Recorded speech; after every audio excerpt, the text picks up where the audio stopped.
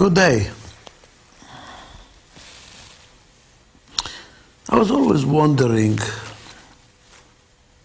why some marriages, after a fight, they love each other even more. And in another marriage, the same fight, or the same subject, they're ready to call the lawyers and go for a divorce. Why? What is the difference? I was always wondering, why is Switzerland and Yugoslavia, what used to be called Yugoslavia? Why is the Balkan such a mess and Switzerland is not, although it has the ingredients to be a mess? Can you imagine a worse situation than Italians, French, and Germans together? I mean, they have been at each other's throat every world war. Why would they now live so peacefully together? Why did Yugoslavia fall apart and Switzerland is not? What makes the difference? And I came to some very interesting conclusions which I would like to share with you because it has implications for how we manage organizations and how do we even handle ourselves, managing ourselves as well, or our family. It's kind of a unifying principles of what makes for success. I found out that success of any system, whether we are talking a certain person or a family or a business or society, thus it's a unifying principle here. Success in any way that you measure success, whether it is to make $1 billion and to be a billionaire, or whether it is to lie on the beach and collect lint in your belly button, in other words, just to be free. Whichever way you define success, it's a function of, which means it depends on one factor. One factor. And please realize, I'm not saying that's the only factor. This is a tip of the iceberg. This one factor is impacted by 4 factors. These 4 factors are impacted by 32 factors.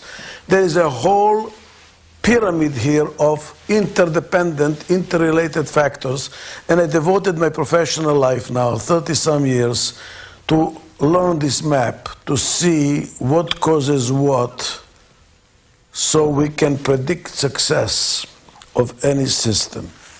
So what is this above the water factor? This is the live or die factor that determines success or failure of any system.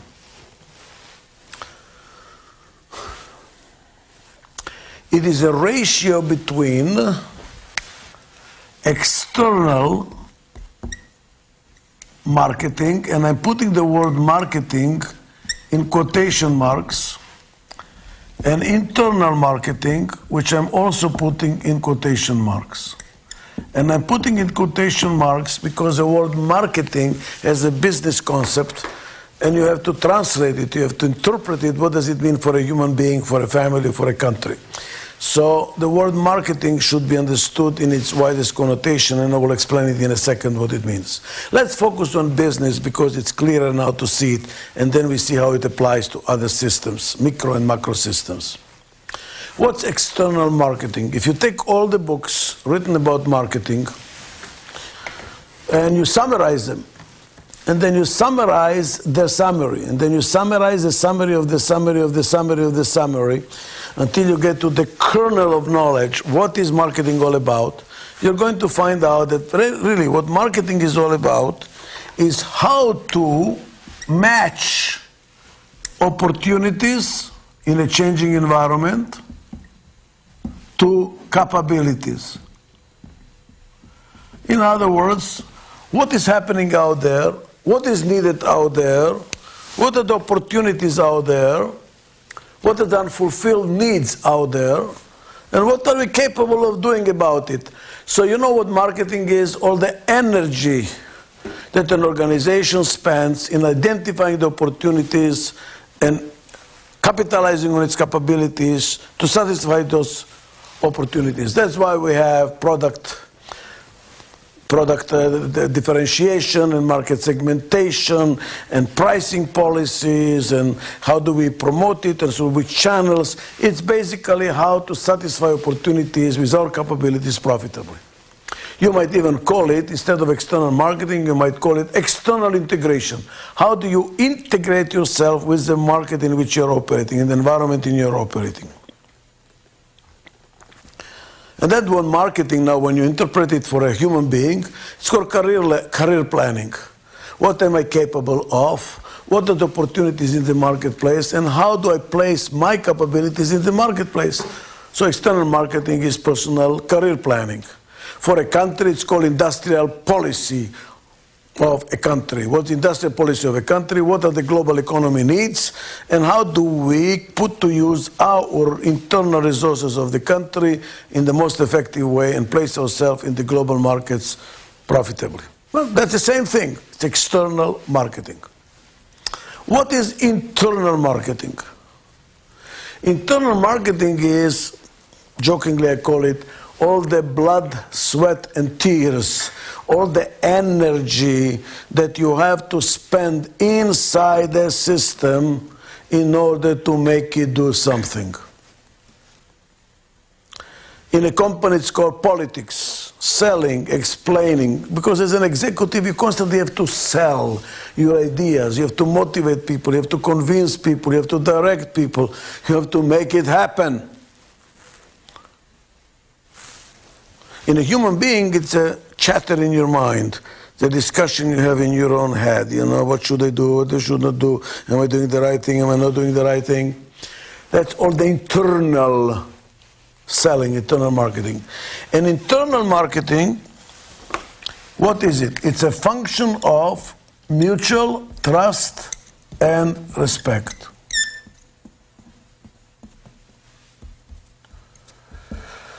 Let me explain that. Why does this formula predict success? Because we know from physics that at any point in time, energy is fixed. At any point in time, energy is fixed. There is no perpetuum mobile, which means endless motion, endless energy. No, there is a fixed energy. Even a human being, the most productive, the hardest working individual has fixed energy. Why? Because there are only 24 hours in a day. Somebody can do more in 24 hours than somebody else, but nevertheless, there is a common denominator. There are only 24 hours a day. You cannot say to somebody, what, you cannot do the job? Get 1 hour earlier. There is no 1 hour earlier. There are only 24 hours a day.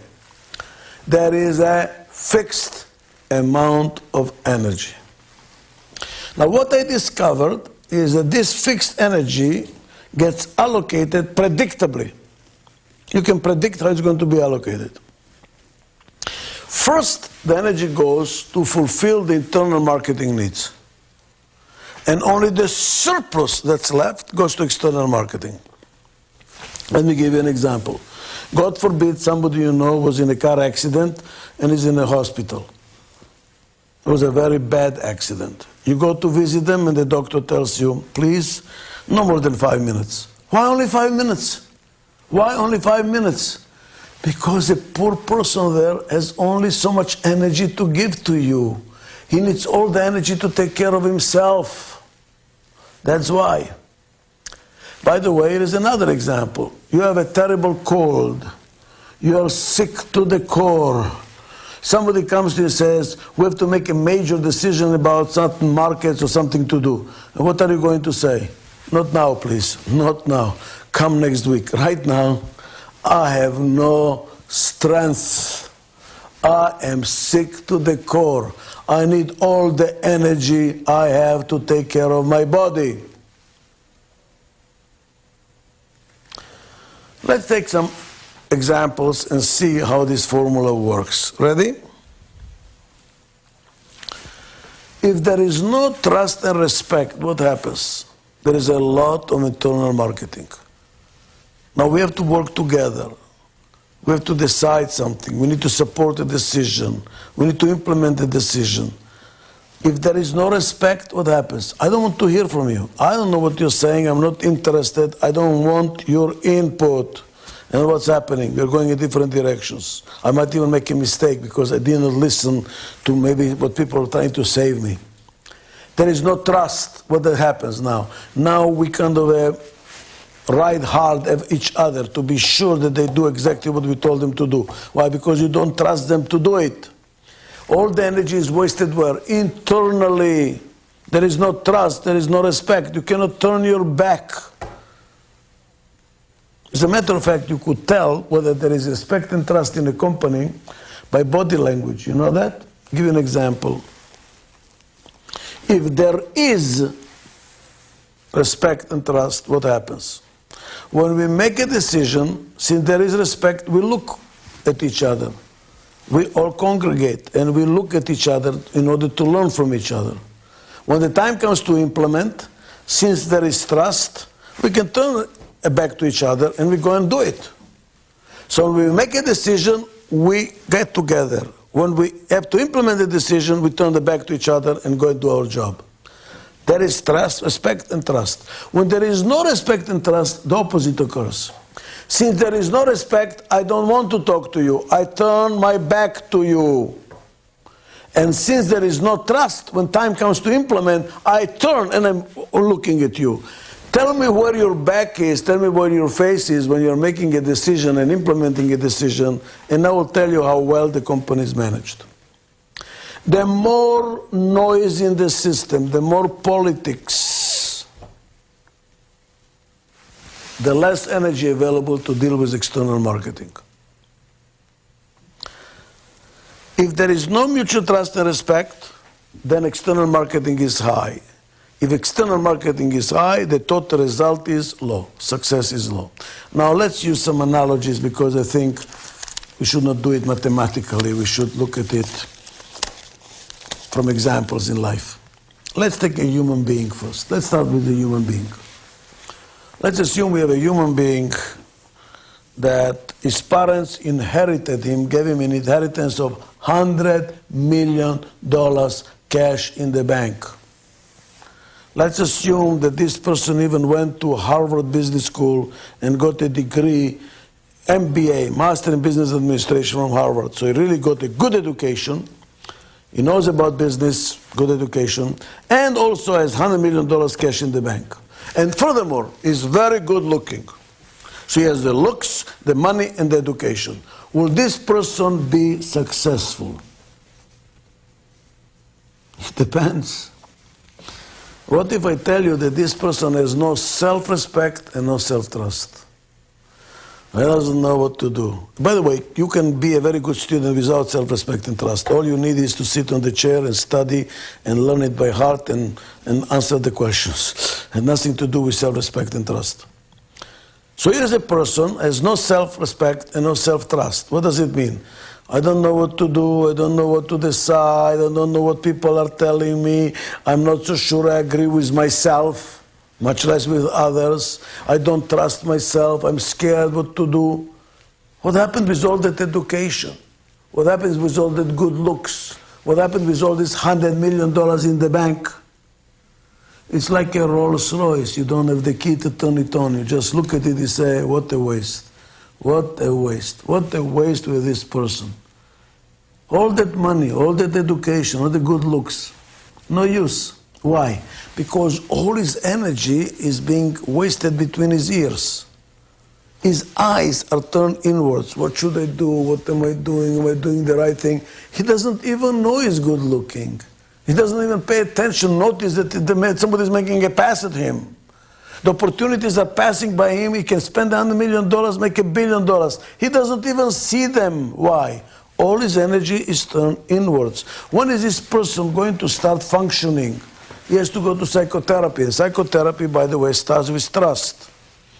Starts with trust. Trusting your psychotherapist and then eventually trusting yourself. Then respecting yourself, what does it mean? Respecting your own disagreements. So I cannot make up my mind. So there is a liberal party in my head who says, go do it. And there is a conservative party in my head who says, are you crazy, what are you doing?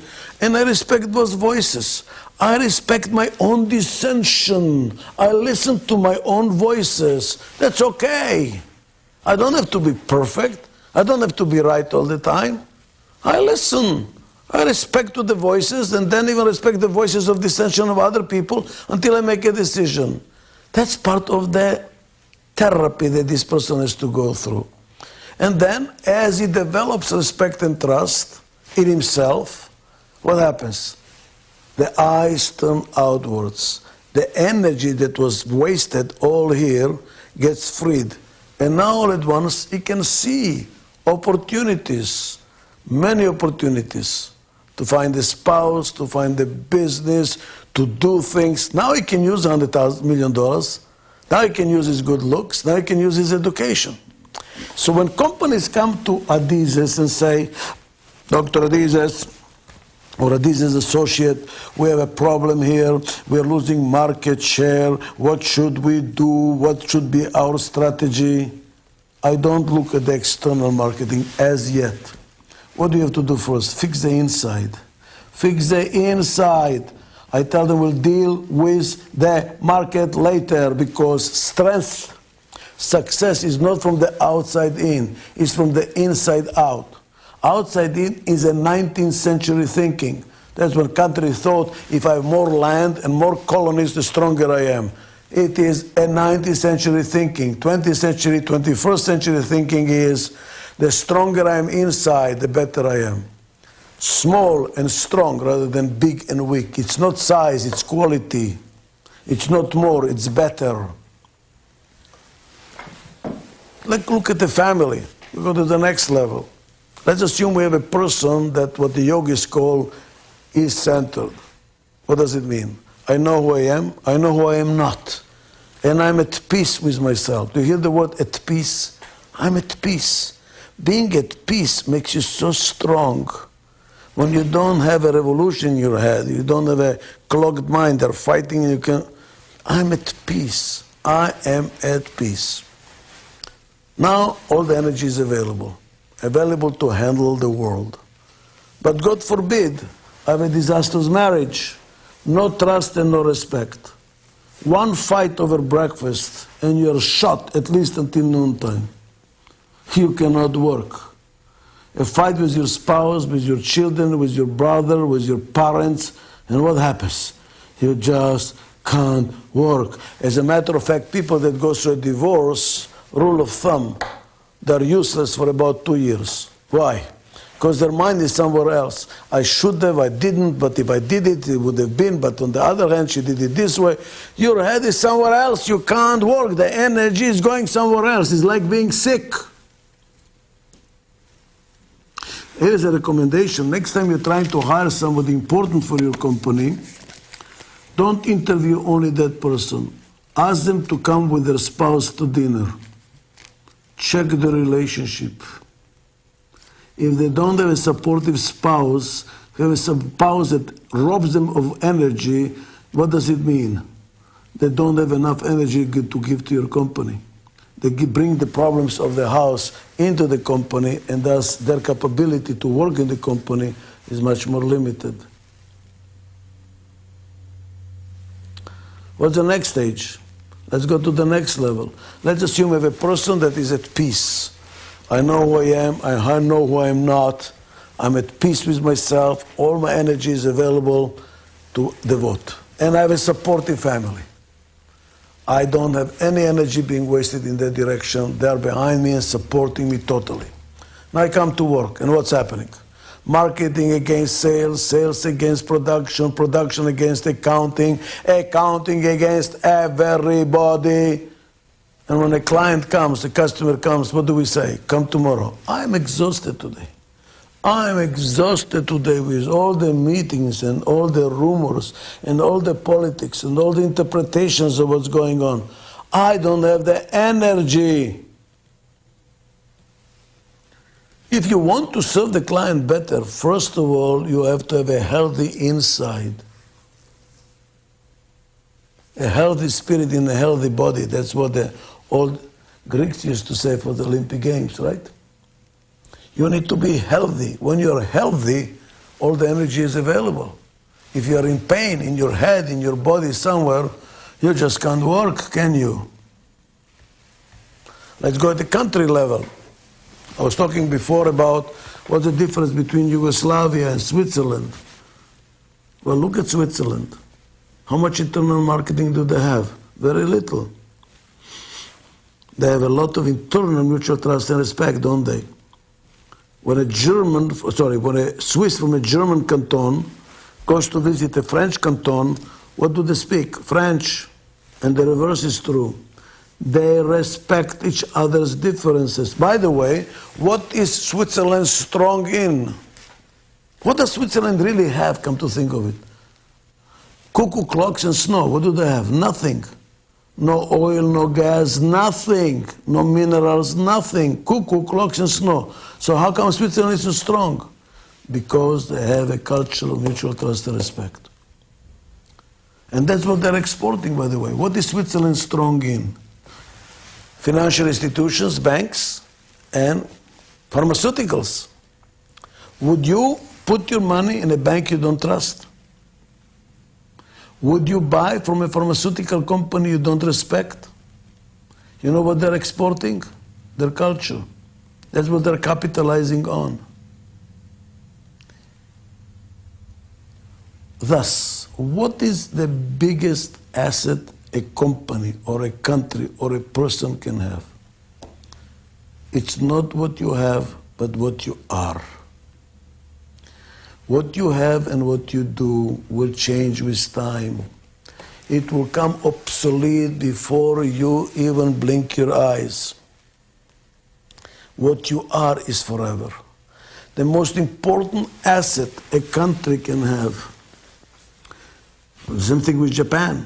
The strength of Japan used to be, still is, but is declining now, was a culture of internal mutual trust and respect. It was one big old corporate Japan. Collaboration, government, businesses, everything together. Tremendous loyalty, tremendous collaboration. That was their strength. There was no internal waste of energy. And look at countries like South Africa. With all that gold and platinum and diamonds and oil, where are they on their map?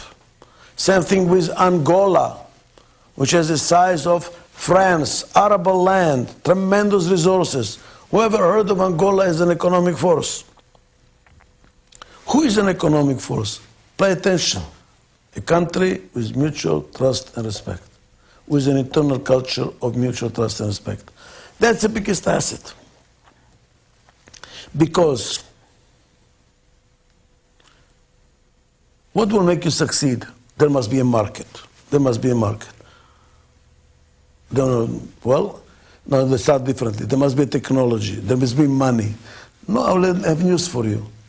If there is a market, there is money. Money will come. Money is chasing opportunities to make money. And you will find technology to satisfy the market. You can buy the technology to satisfy the market. What do you need, however? Management to find the technology, to find the market, to find the money, to put it together profitably. And for that, you need energy. For this, organizations need energy. And if that energy is wasted internally, on internal politics, on rumors machine, on backstabbing, and on fighting, how much energy is left to go and serve the client and fight the competition? So instead of fighting the competition, what are we doing? Fighting each other. Let me summarize. No company should outpace its culture. Many companies start with mutual trust and respect, but as they are growing and changing, the mutual trust and respect gets consumed, gets used, gets lost. And as we lose mutual trust and respect, they're sacrificing the biggest asset they have or they should have for the future success. What is the role of management is to build a culture and nourish a culture of mutual trust and respect. That is your biggest asset, and unfortunately it doesn't appear on the balance sheet, but it should. Thank you very much.